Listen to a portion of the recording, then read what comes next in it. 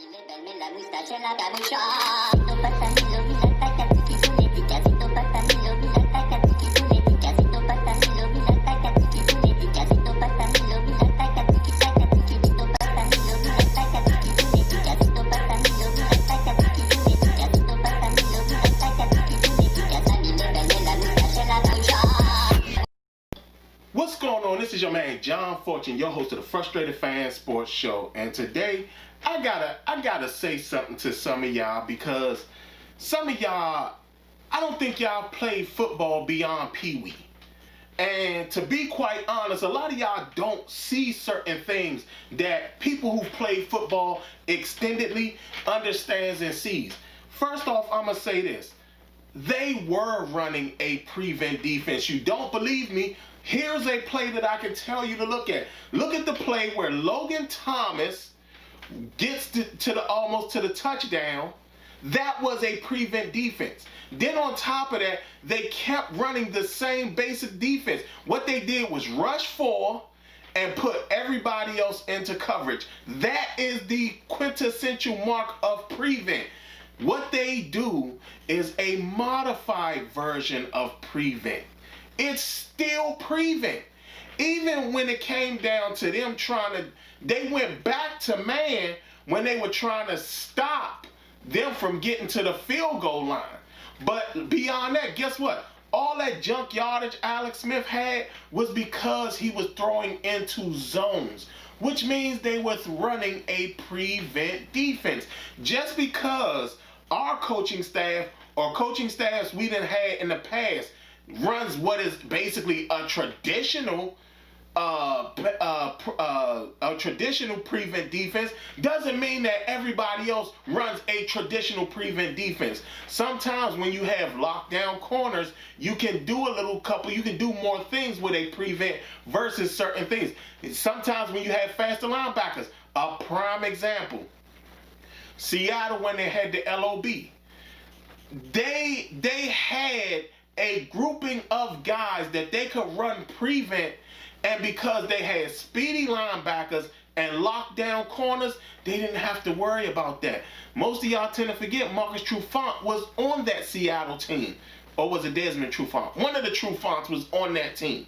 But still, they run that type of thing. It's still a prevent. It's just not the original prevent, or the prevent that everybody's used to, because we run it so poorly.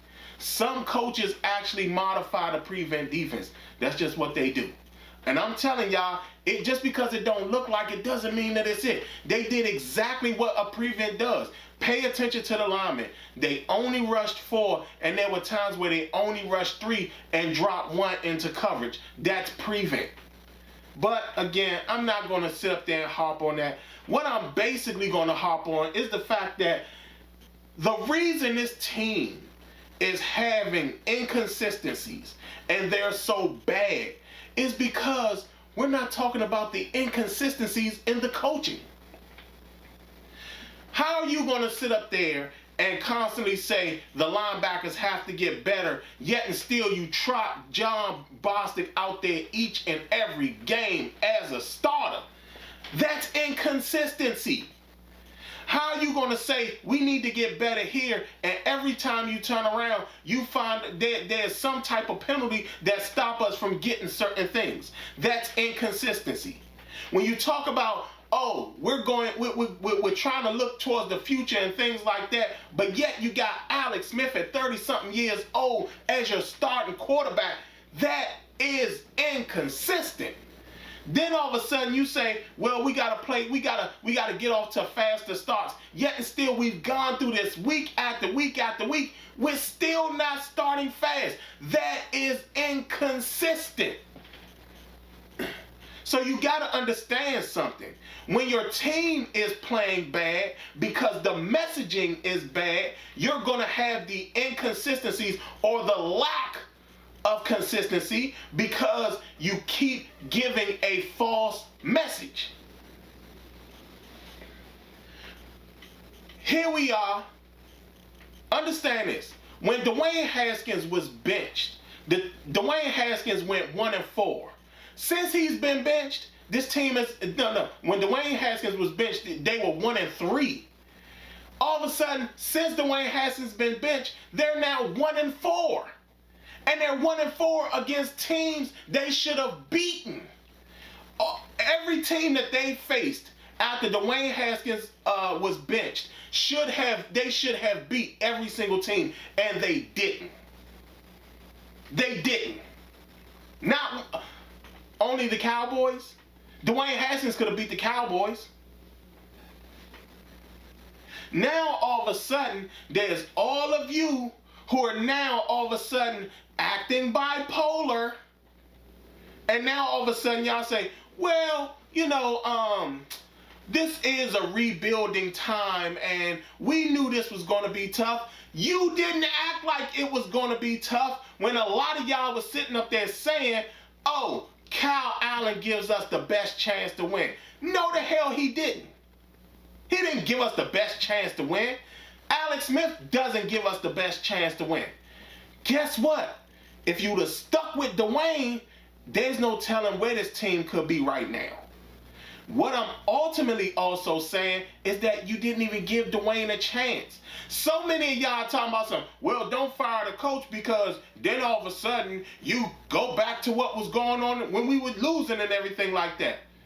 We had Jay Gruden here for about 6 years and we didn't see much of a difference there. But even with that, guess what? How about the quarterback situation that we haven't figured out in years? We don't want no consistency there. We ain't thinking about consistency there. I mean, think about something as simple as a second-year quarterback in his second offense. And he's benched 4 games into the season. How does that make any sense, especially when he was seeing top-level teams? 1-3 facing teams like Arizona Cardinals, the Cleveland Browns, and the Baltimore Ravens. Those are very good teams. And then all of a sudden the team goes 1-4 facing the Dallas Cowboys, the Giants twice, the St. Louis Rams, and the Detroit Lions. How does that make any damn sense? How does that make any sense? And then y'all sit up here and say, oh, well, Dwayne Haskins was just awful. He was just awful. I'm going to tell y'all how awful he was. Let me throw some stats out there because clearly a lot of y'all don't know his stats. First off, if I sat up there and said, right now, if you can think, who do you think is leading the Redskins in passing yardage? I'm pretty sure some of y'all would have thought Alex Smith or maybe even Kyle Allen. No, it's still Dwayne Haskins, and he hasn't played in 5 games. He had 4 touchdowns, 3 interceptions, but understand this, all 3 of his interceptions came in 1 game. 4 games, 1 game, he threw 3 interceptions, which means in actuality, he had 4 touchdowns and 0 interceptions in 3 games. What does that tell you? Then let's talk about this. His average passing yardage per game was 240-something yards a game. Kyle Allen only threw 159 yards per game. Dwayne Haskins' quarterback rating was 80.3. Guess who else's quarterback rating is 80.3? Alex Smith. If y'all understood what a rebuild was, y'all would have been on the same boat that I was on the whole time when I kept saying, hey, we need to go back to Dwayne Haskins. We need to stick with Dwayne Haskins. Hey, he's our future quarterback. All of a sudden, all of y'all are talking about drafting another quarterback in the draft. In a draft that's not even that good with quarterbacks. I mean, some of y'all talking about Trey Lance, and some of y'all haven't even seen this guy play. And I've seen him play, and I don't even see what everybody's so excited about. I mean, all of y'all are full of it. But even with that, let's talk about the coaching staff. What is the coaching staff really effing doing? Think about this. Ken Zampese is the quarterback's coach. Why is Dwayne Haskins benched at only 4 games in? Isn't he the one? What if Ken Zampese is supposed to be this quarterback's coach? Explain to me why, at the end of the day, they needed quarterbacks who already knew the system to play. Look at this inconsistency again. 1-3 when Dwayne Haskins was the quarterback. 1-4 when Dwayne Haskins gets benched. Dwayne Haskins still leads the team in passing yardage. Don't you see that inconsistency right there? All because what, he missed a few passes? Huh? Did y'all not see the type of growth he had with Kevin O'Connell?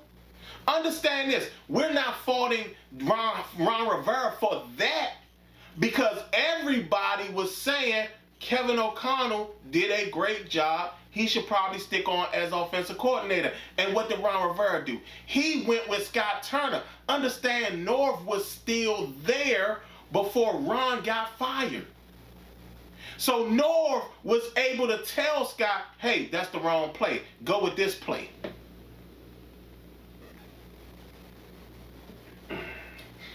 Then let's talk about Jack Del Rio and his inconsistency. He doesn't know when to blitz, when not to blitz, when to play zone, when not to play zone, when to play prevent, when not to play prevent. He doesn't know what to do.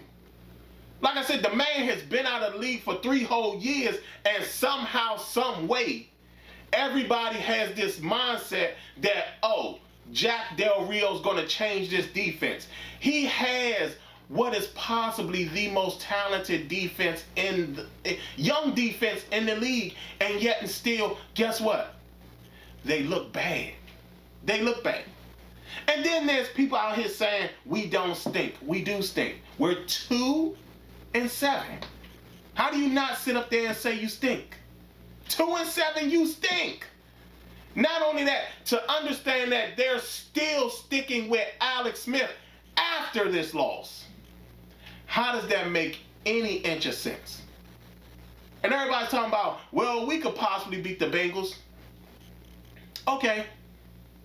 Now, if we don't beat the Bengals, then what? Then what? See, the problem we are having is that not only is this coaching staff inconsistent, not only are the players inconsistent, but this damn fan base is inconsistent too. We knew this was a rebuilding year. We knew this. And yet and still, there were a bunch of y'all who sat up there and said, well, benching Dwayne Haskins was the right thing to do. Kyle Allen gives us the best chance to win. Alex Smith is the best chance to win. No.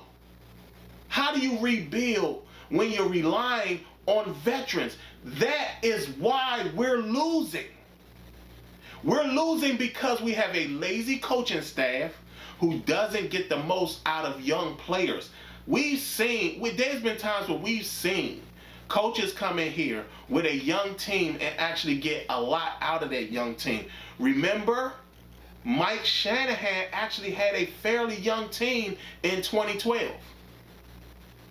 He had maybe a few veterans sprinkled in there, but he had a fairly young team that actually led us to the playoffs. Our quarterback got hurt, but that's what happened. Nobody sat up there and said not a lick about that. But guess what? Here's a comparison, people. We have a comparison to what we're going through. The New York Giants. Daniel Jones is in his 2nd year in his 2nd offense. At the end of the day, the Giants said, hey, we're not going to be any good, but you know what we're going to do? We're going to stick with our guy. We're going to let him play it out. We're going to see what we got in our quarterback. And he beat us twice. Not with Dwayne Haskins, but once with Kyle Allen and once with Alex Smith. we're going to fail over and over again until everybody gets on board about the fact that this really is a rebuild, and two, the inconsistencies with the coaching staff stops. They need to stop being lazy. They need to get their S together, because at the end of the day, this team is going to constantly fail because why? They're not focused on the youth movement. That's how you fail. That's how you lose. And for all you fans who sit up there and swear to God that y'all fans and, we knew this was going to be a rebuild, then why were y'all the ones talking about Kyle Allen gave us the best chance to win? What it is that Dan Fan effing Snyder has infected all of you as fans. And so what y'all do is y'all memories are short and y'all patience is little. And y'all ready to move on from a quarterback who's only been here for 2 years and been in 2 different offenses. And yet, he still leads the team in passing yardage. And he hasn't played in 5 games.